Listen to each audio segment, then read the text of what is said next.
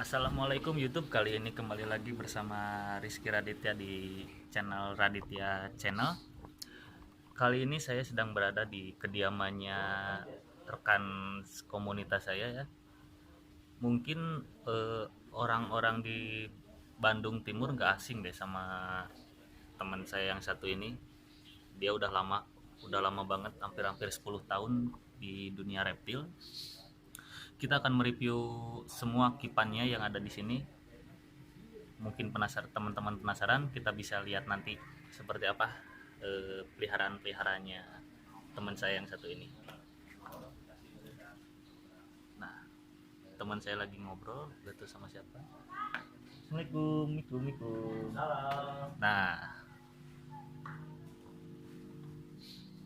Nah teman-teman, kali ini saya sudah berada di dalam rumahnya teman saya nih. Bisa diperkenalkan dulu sebelumnya ke teman-teman. Halo, saya Rizky. Nah, kayak bapaknya. Jadi dapur Rizky teman-teman nih. Saya Rizky, ini Rizky juga. Mungkin sahabat-sahabat reptil di Bandung Timur gak asing sama teman saya yang satu ini. Kalau kenal, pasti kenal lah ya, pasti kenal. Kita akan mereview ular-ularnya. Dia juga punya ular, terutamanya ada ular-ular piper, terus ada jenis-jenis kadal-kadalan juga. Biar lebih gak penasaran lagi nih, biar kita langsung review aja semuanya, kipan-kipan yang ada di sini. Oke, pantengin terus aja.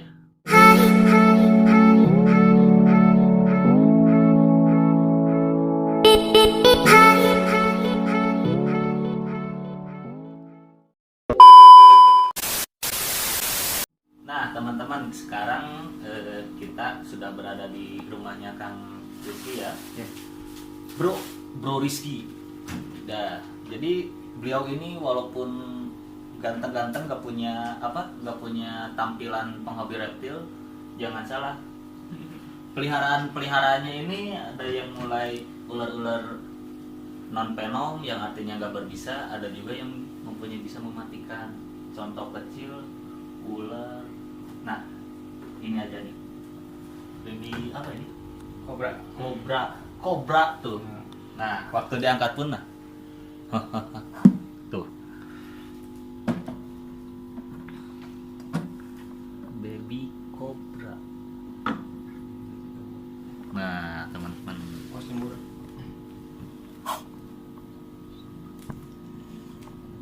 Ini jenis baby kobra ya.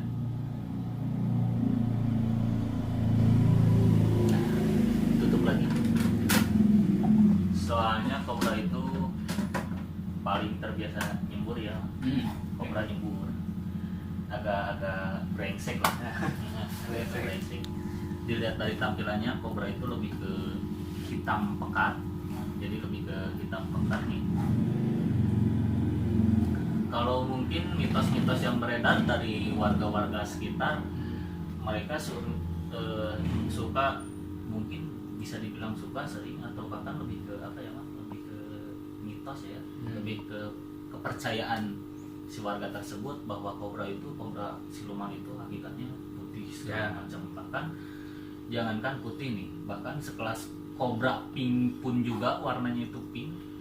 Di dunia reptil itu ada yang hip juga kan. Nah, salah satunya Maris ini juga punya kobra yang warnanya putih nih teman-teman. Kobra yang warnanya putih. Jadi kobra putih itu bukan selalu diidentik dengan kobra siluman, melainkan kobra yang mempunyai bukan kelainan genetik atau apa ya, mutasi kayak manusia aja lah, suka mutasi kulit gitu kan ya.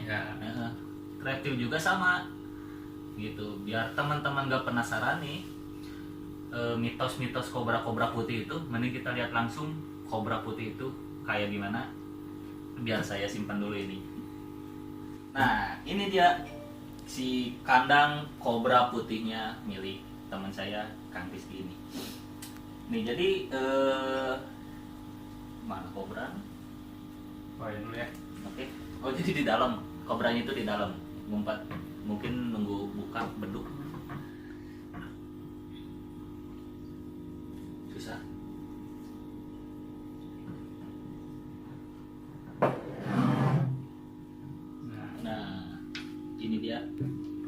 penampakan dari kobra putih nih, kobra putih. Nah kan penampakannya gini, warnanya putih susu, ada bercak-bercak apa ya, agak hitam-hitaman gitu Hitam. kan. Ini jenis kobra apa mah? Kaliko. Kaliko, jenis kobra kaliko. Jadi kobra kaliko ini mungkin kalau teman-teman ngelihat kobra ini di alam jangan aneh, karena semuanya kobra pun warna-warna unik-unik itu pun hasil dari alam sebetulnya, bukan Ya. dari hasil tangkaran para kiper-kiper ya, Pak, ya. betul. Hasil dari alam nih, hasil dari alam. Nah untuk pertama pengalaman Mang Riki ini keep kobra putih ini gimana nih? Awalnya takut sih. Awalnya takut. Udah pastilah ya, Ya. semuanya juga pasti takut. Karena Nama-nama untuk kobra itu kan dia menyembur ya. iya, Yang saya takut itu semburannya itu. semburan. Nah, Jadi kobra itu bisa nyembur. Keunggulan kobra yaitu bisa nyembur Ya. walaupun tubuhnya lebih kecil dari Dari ukuran king cobra. dari king cobra. King cobra gak bisa nyembur, sedangkan kobra sendiri bisa nyembur, dan Ya. jarak semburannya itu 1,5 bisa meter. 1,5 meter sampai 2 meter tergantung dari ukuran kobranya tersebut nih. Ya. Ada yang baby segala macam lah. Untuk kobra putih yang konon siluman itu balik lagi ke percayaannya warga-warga sekitar atau teman-teman lah ya. Sebetulnya kalau menurut saya kobra putih itu yang sering ditemukan mungkin di area pesawahan di Batu Besar yang konon katanya di situ terdapat kobra putih. Kita ambil sisi positifnya aja, mungkin kobra yang dimaksud tetangga kita, kerabat kita, mungkin salah satu kobra Ya. kaliko atau bahkan Albino. albino gitu kan. Udah cukup, agak beres makan ya, beres makan. Terus next ada agak unik nih, ada unik. Nah, ular cantik, buntet tapi mematikan. Sebetulnya yang nambah bikin cantik bukan ularnya sendiri, teman-teman. Jadi lebih ke settingan kandangnya. Ya.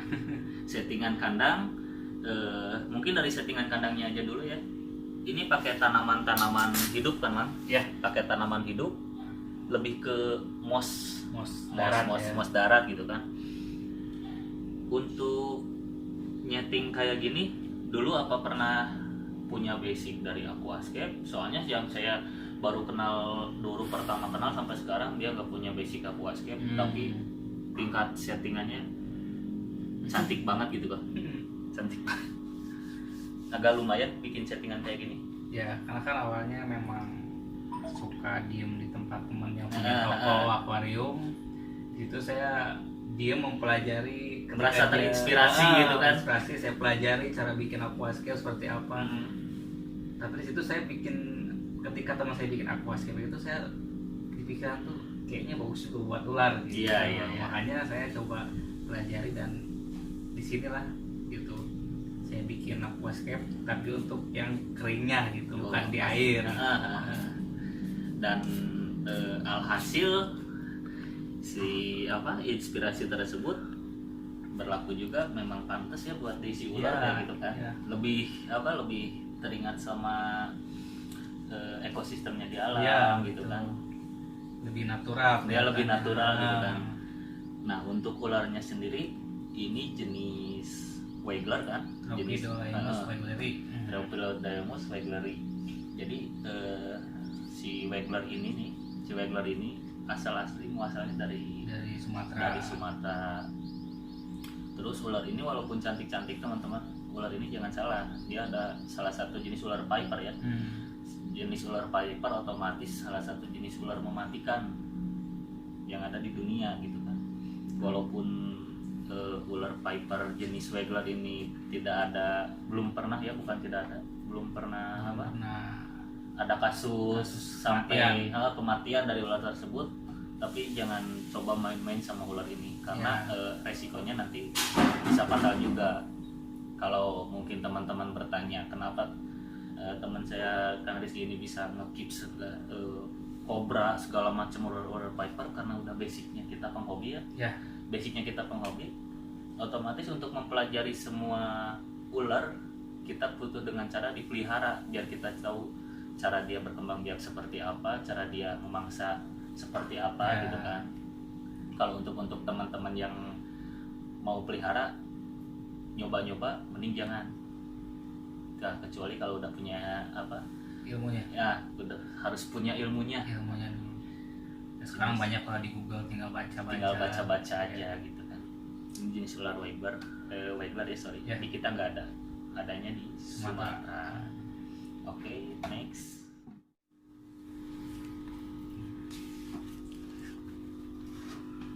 Ular gibu. 3 ular gibu.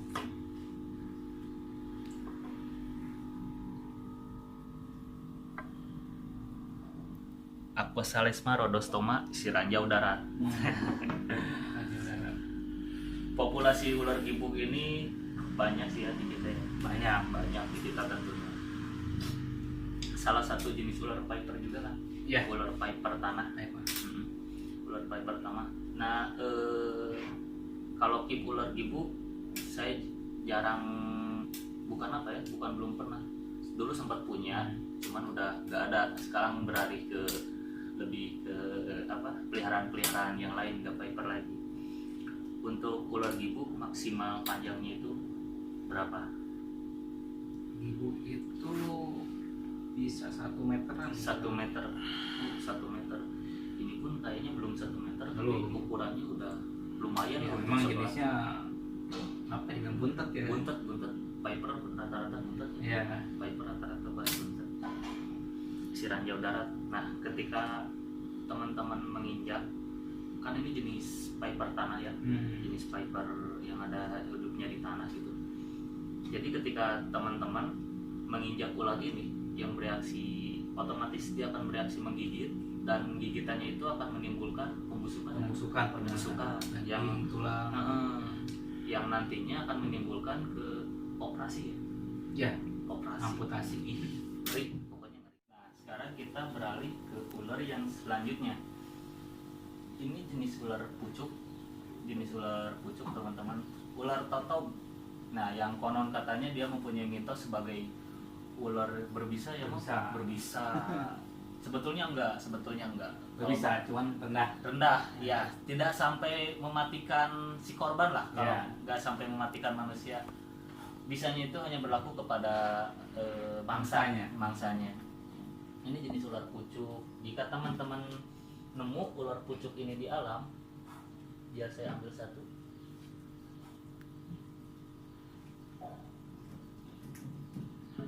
Nah, gigit galak. Nah, jika teman-teman menemukan jenis ular pucuk ini di alam, jangan khawatir, karena ular pucuk ini walaupun galak, dia tidak memiliki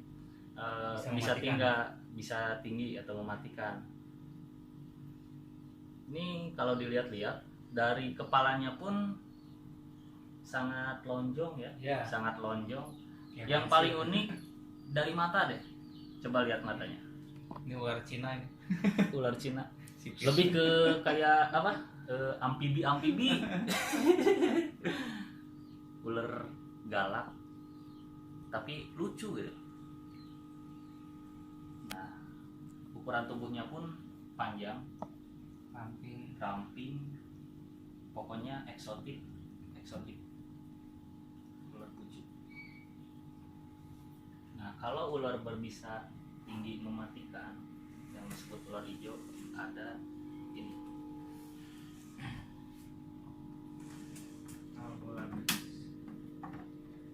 Nah, jenis albo. Ini jenis Albo labris, itu nama ilmiahnya. Sedangkan nama sebutan di setiap daerahnya itu ada bangka laut ya, Mang? Ada bangka laut. Nah, terus bisa dilihat teman-teman. Dari postur tubuh pun jelas beda. Oke, dari postur tubuh pun jelas beda. Untuk mungkin banyak yang bilang bahwa ular ular berbisa tinggi ya terutamanya identik sama bentuk kepala. Itu nggak semuanya berlaku ya Mak? Ya, semua. Nggak semuanya berlaku. Terus kalau mungkin kalau ular hijau yang ekornya merah bisa jadi masuk ya, karena Albolabris ini ekornya merah. Albolabris ini ekornya merah. Nggak ada hook ya Mak? Oh ada hook. Coba dikeluar.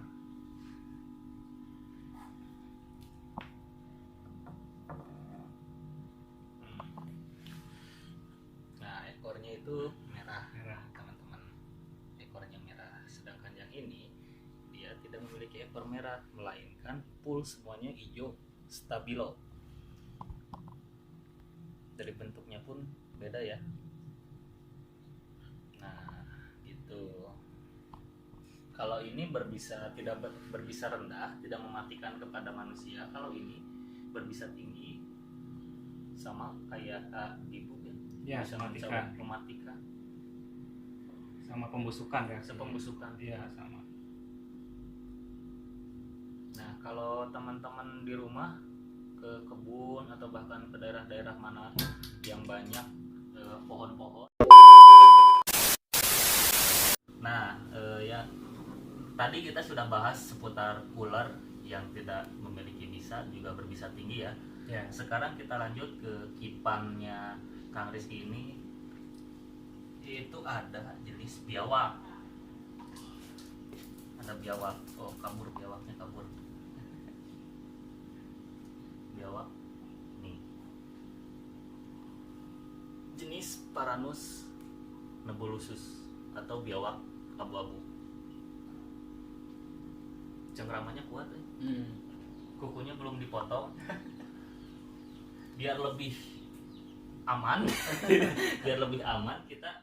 Nah teman-teman, dikarenakan si Paranus nebulosus tadi itu gak mau diem, by the way cakarnya juga tajam-tajam, jadi kita amankan di kandang. Sekarang kita berkenalan dengan sobat yang satu ini, jenis biawak Paranus indicus. Kalau yang tadi Paranus nebulosus, ini adalah biawak indicus. Biawak indicus, dan juga di sebelah saya ada biawak Salvator. Paranus salvator, si biawak gendut. Nah, kita berbincang-bincang sedikit. Teman-teman mungkin bertanya untuk jenis makanannya ini apa aja Mak? Biasa dikasih makan? Ini biasa pakai ayam sama lele. Lele sama ayam. Ya. Itu mau hidup atau Mati. Mati Dipotong-potong. Dipotong-potong, Bikin kecil-kecil. Kasih makan. Gila, mantep asli. Tuh. Walaupun ownernya kurus, biawaknya gendut-gendut. Ya udah biasa lah ya. Owner kurus, biawak pada kipan pada gendut-gendut. Untuk jenis Paranus indicus ini lebih ke daerah mana sih Mang? Ini di Papua sih. Di Papua. Ini dari Wasior. Kalau dilihat-lihat ini lebih dari Wasior. Ya. Agak lebih ke normal up-nya ya. Ya. Soalnya ini kelebihannya bisa dilihat ekornya agak kekuning-kuningan sampai motifnya pun wah pisang lah. Wah pisang. Sedangkan yang biawak Paranus salvator ini adalah biawak asli dari kita. Banyak populasinya di sini. Bahkan di daerah-daerah manapun biawak Paranus salvator ini dijadikan obat, dikonsumsi untuk dijadikan obat atau makanan-makanan kayak sate biawak, kayak sate biawak. Nah, di para pecinta reptil terutamanya yang awalnya dijadikan sate biawak, di mata pecinta reptil biawak ini bisa lebih dihargai, diistimewakan. Contoh kecilnya dirawat, dibikin gendut, dan otomatis biawak yang sudah benar-benar terawat benar-benar dikasih sayang itu akan mempunyai nilai harga jual yang sangat tinggi. Jangan salah, kalau mungkin di alamnya bulu, gak ada motif segala macam, kotor, dekil, kita pelihara dengan baik segala macam, itu akan menambah nilai tersendiri lah ya. Terutama kita para penghobi gitu kan, ada rasa gimana gitulah, bangga banget. Walaupun banyak di alam, tapi ketika kita piara dia mau komunikasi sama kita, dekat sama kita, bisa bersebelahan sama kita seperti ini, itu suatu kebanggaan. Suatu kebanggaan ya, mungkin mungkin. Nah, mungkin segini yang bisa saya review, nggak semuanya dapat karena dikarenakan segini juga saya merasa sudah cukup. Jika teman-teman merasa kekurangan, boleh isi kolom komentarnya, dan juga jika channel ini bermanfaat, boleh di like atau share.